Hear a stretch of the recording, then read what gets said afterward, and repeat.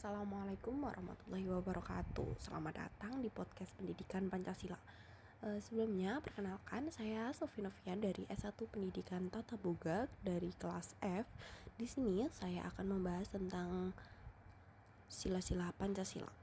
Podcast kali ini akan diisi oleh bintang tamu yaitu teman saya. Silahkan untuk memperkenalkan diri. Halo, perkenalkan nama saya Nasya Alifia Jahani Putri, biasa dipanggil Nasya. Saya sedang menempuh pendidikan di Sekolah Vokasi Institut Pertanian Bogor dari program studi Supervisor Jaminan Mutu Pangan. Oke, ngomong-ngomong soal Pancasila nih, menurut kamu apa sih Pancasila itu? Oke, Pancasila.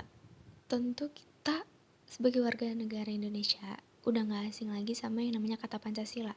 Dari kecil kita udah dengar kata Pancasila gitu kan. Nah, sebenarnya apa sih Pancasila itu? Jadi Pancasila itu terdiri dari dua suku kata, yaitu panca yang artinya 5 dan sila yang artinya dasar. Jadi Pancasila sendiri merupakan dasar dari bangsa Indonesia. Tentu kita sebagai masyarakat Indonesia harus patuh pada pedoman bangsa Indonesia, yaitu Pancasila itu sendiri. Pancasila ini kan memiliki arti penting nih dalam kehidupan kita, dan kita harus bisa mengimplementasikan sila-sila tersebut. Menurut kamu gimana sih implementasi dari Pancasila itu sendiri? Implementasi sila-sila Pancasila itu contohnya seperti percaya dengan adanya Tuhan, terus beriman kepada Tuhan, menjalankan perintahnya dan menjauhi larang-larangannya, serta ada membela keadilan dan kebenaran, saling menghormati sesama manusia, baik itu yang lebih tua, yang umurnya setara, seumuran gitu, atau yang umurnya jauh lebih muda dari kita. Kita harus saling menghormati. Terus ada menempatkan persatuan, kesatuan, serta kepentingan dan keselamatan bangsa dan negara sebagai kepentingan bersama di atas kepentingan pribadi atau golongan. Kalau sila Pancasila yang membuat kamu terkesan tuh sila keberapa sih kalau boleh tahu? Kayak bisa dijelaskan juga gitu. Nah, menurut saya sila yang paling berkesan itu ada di sila kelima Pancasila ya, yaitu keadilan sosial bagi seluruh rakyat Indonesia. Karena menurut saya keadilan di Indonesia ini sangat rendah, apalagi di mata hukum ya. Keadilan bagi masyarakat kelas bawah itu berbeda jauh dengan masyarakat dari kelas atas. Jadi masyarakat itu bisa mengontrol keadilan dan ketidakadilan pada bagian tersebut. Oh, jadi tidak ada keadilan ya bagi kelas bawah itu. Nah, iya benar banget. Makanya kita sering mendengar tuh ada istilah tajam di bawah dan tumpul di atas. Istilah tersebut artinya keadilan lebih tajam dalam menghukum masyarakat dari kelas bawah dibandingkan dengan masyarakat dari kelas atas atau para pejabat tinggi seperti itu. Gimana sih penerapan istilah tajam di bawah, tumpul di atas yang tadi kamu omongin? Oke, jadi penjelasan ringannya atau gampangnya tuh kayak gini.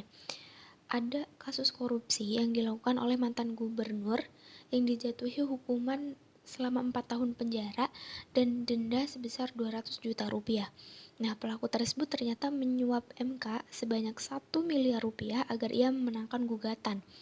Sedangkan di sisi lain, ada seorang nenek yang sedang ketahuan mencuri singkong nih karena dia kelaparan. Tetapi ia dikenai hukuman 2,5 tahun penjara. Rasanya kalau dilihat dari kasus itu gak adil banget kan. Koruptor yang jelas-jelas merugikan negara sebesar 1 M hanya dihukum 4 tahun, sedangkan nenek yang kelaparan itu dihukum 2,5 tahun penjara. Sangat miris memang keadilan di negara kita ini ya. Berarti ini bukan hanya soal tajam di bawah, tumpul di atas kan ya. Tapi ini adalah permainan uang gak sih? Seakan-akan pejabat ini tuh bisa beli hukum dengan uang. Kita bisa melihat dengan kasus korupsi itu. Uang yang dikorupsi tuh 1 M loh. Sedangkan kasus yang nenek-nenek mencuri singkong itu kena hukuman 2,5 tahun. Padahal dia mencuri singkong pada keadaan lapar. Nah, kita bisa lihat nih bahwa hukum di Indonesia itu tidak adil, terlalu tajam ke bawah atau menindas rakyat golongan bawah. Menurut kamu dengan kasus seperti ini gimana sih solusinya agar kita bisa menciptakan keadilan sosial, keadilan masyarakat ini?